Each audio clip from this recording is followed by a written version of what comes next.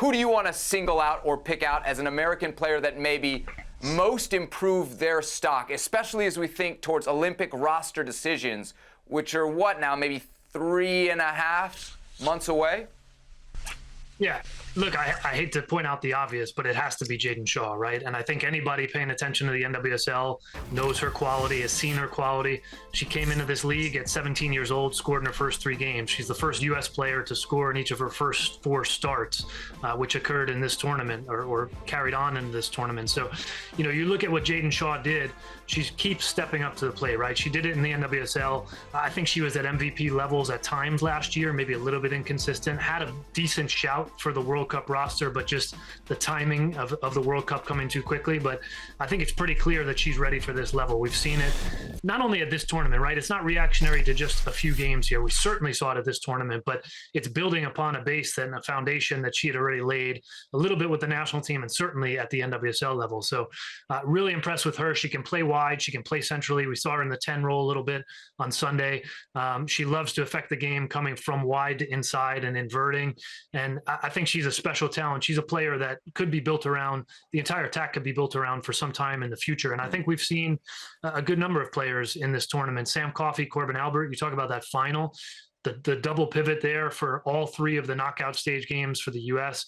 And I think Jenna Neiswanger as well, showing some good stock at left back in different left back roles, right? In the 3-back a little bit early in the tournament, in a proper 4-back at left back. So I think we saw a good number of young players, those 4 specifically, but hats off to Jaedyn Shaw. I mean, I think the world is starting to discover her, and maybe more of the world will do that as well at the Olympics potentially.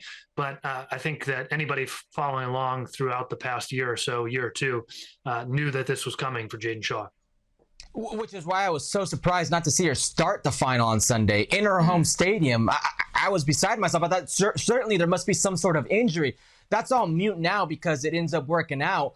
But I agree with Jeff. I think that's the obvious one, how technical she is. She come in from a wide position, play centrally. She's very sound and has a good game IQ. But I was very impressed with Corbin Albert. I mean, for the longest time, we talk about life after Julie Ertz. And it's not going to be a like for like because that's not really her position. That's not really her trait. It's going to be a double pivot, as Jeff mentioned.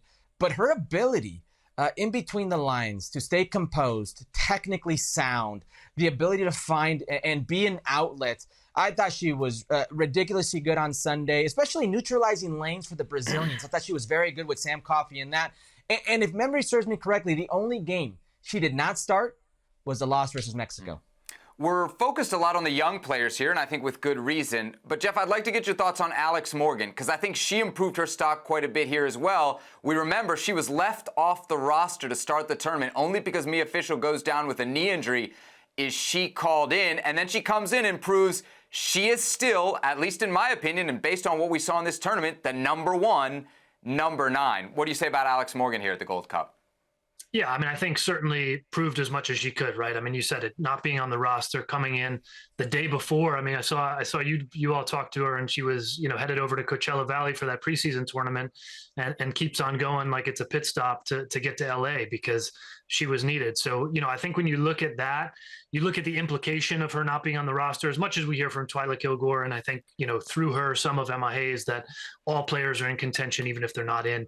Obviously, you've got a somewhat major tournament here that you're looking at a different group of players, right? And she comes in, she's getting many starts, many minutes. And obviously, I think we talked about this on the show as well, key for her getting back on the score sheet, because 363 days without a goal at the international level, whether you're young, whether you're a veteran, that weighs on you. And I think we saw some of that release when it happened early in the tournament. Good for her that it did happen early in the tournament.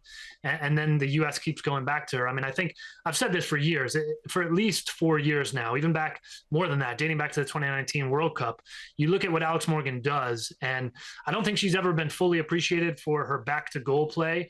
And I think we saw some of it even comically so in this tournament, right, where she will draw the foul. There is a bit of gamesmanship, right? But she knows she's going to take that hit because she'll check to the ball, she'll take a defender on her back, and she'll draw a foul, she'll turn out, she'll play a teammate. I don't think she's gotten a ton of credit for that because we remember Alex Morgan of 2011, 2012, turn and burn, right? And she's not going to do that at this stage of her career necessarily. So I think she showed that again. She reiterated it is how I would phrase that. And yeah, I agree. I mean, I think when you look at the options at the number 9, I look at Smith, Macario when she's fully healthy. Obviously, Mal Swanson coming back, maybe a bit more of a wide player, but there are plenty of players who can play in that 9, plenty of them in this pool that I think are going to be around for a decade or more potentially. But here and now, when you look at who does the U.S. keep turning to, it has been Alex Morgan still.